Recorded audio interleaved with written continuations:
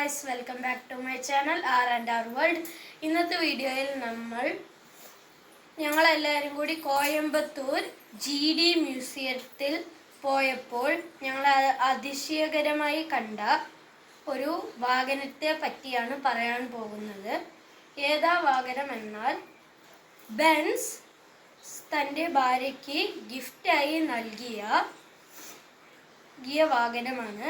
ഇത് കൊടുത്തത് എപ്പോൾ എന്നാൽ 1888 ഓഗസ്റ്റ് 5-നാണ്. ഇനി നമുക്ക് ആ കാറിനെ പറ്റി കൂടുതൽ അറിയാം. നിങ്ങൾക്ക് ഈ വീഡിയോ ഇഷ്ടപ്പെട്ടാൽ ലൈക്ക്, ഷെയർ, സബ്സ്ക്രൈബ് ചെയ്യൂ.